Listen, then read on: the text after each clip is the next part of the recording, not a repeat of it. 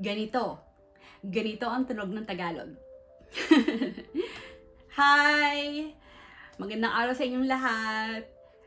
So, nag-isip ako na gumawa kaya ako ng Tagalog na video para maramdaman ko naman kung anong feeling na native language mo yung ginagamit mo sa paggawa ng video, di ba? Gumagawa ako ng video sa Japanese para mag-practice ng Japanese. Hindi pa ako fluent sa Japanese, pero gumagawa ako ng video para mag-practice. Gumagawa rin ako ng English na video. Actually, puro English yung videos ko nung una. Kasi, nasa English ang labanan. Ngayon, Tagalog naman kaya. Ano kayang feeling na pag Tagalog ang gamit mo sa paggawa ng video? Ganito pala feeling. Ang gaan. Ang gaan. Ang gaan.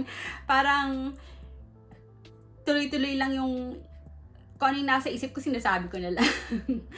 Hindi katulad ng ibang salita. Ang daya nga eh. Kasi ang mga kalaban mo sa YouTube, puro mga native ng English speaking countries, di ba?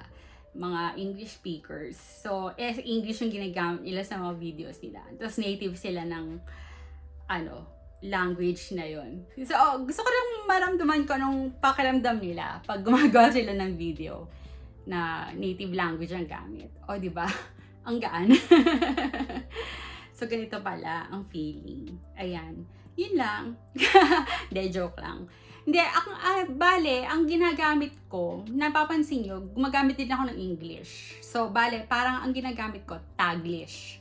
Tagalog, English. Wala na atang gumagamit ng purong Tagalog ngayon. Siguro sa Batangas, kasi ano pa sila dun eh, napakayaman ng nila, dialect ng Batangas. Batangas is, ang Batanggenyo ay dialect ng Tagalog. Ang dami nilang salita na hindi ginagamit sa Tagalog sa Manila. Ayun. So, ang yaman pa ng Tagalog. So, siguro sila, puro Tagalog yung ginagamit nila. Pero sa Manila, ang na ngayon, Taglish na. Tagalog English. So, marami kasing salita sa English na walang katumbas sa Tagalog. Ayun. Pero ano ba yung Tagalog? Ano yung Filipino? May Filipino language pa. Pareho lang sila, in a sense. Pero, may pagkakaiba rin. Yung Tagalog, yun talaga yung pinaka-basehan ng Pilipinong wika. Yun. Tagalog yung native na wika. Yung Pilipino, nahaluan na siya ng mga banyagang lalim. Mga banyagang salita. Gumagamit na siya ng F, ng C, ano pa ba? Yung mga letters na wala sa V, yon, yung mga letters na wala sa yung purong Tagalog, yung abakada, egaha. Yun yung Tagalog na alphabet. Yung Filipino language, gumagamit na siya ng mga banyagang salita. So, yung Taglish, medyo yung Filipino wika na rin yun. Yung Spain, mga Spanyol na yung mga lumang salita na Spanish origin, so ginagamit na rin sa Tagalog or sa Filipino language. Halimbawa, yung salitang upuan, hindi naman siya talaga Tagalog talaga. Sinasabi nating Tagalog siya, pero nanggaling siya sa Spanish na salita. So, ang toong Tagalog ng upuan ay salumpwet. Yung ganon.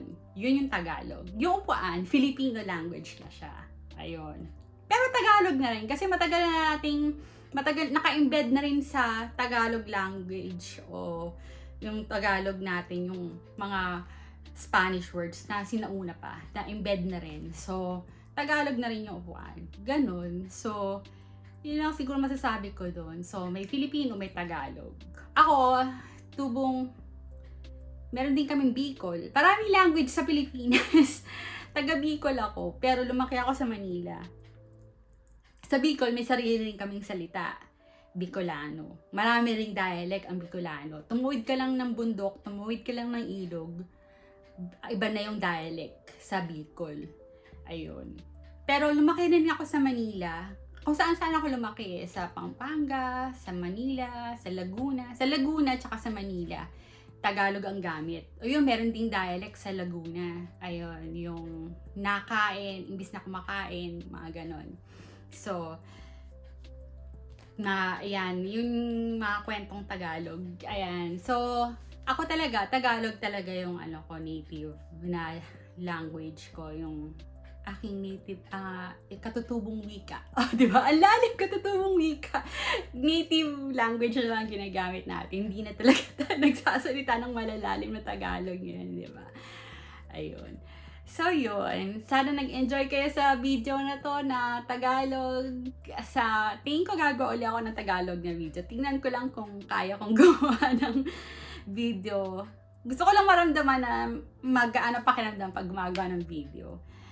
Ayun, kahit nagkakamali pa rin, mali-mali pa rin minsan ang sinasabi. Ayan. Salamat sa panonood and next time ulit. Bye-bye! Paalam!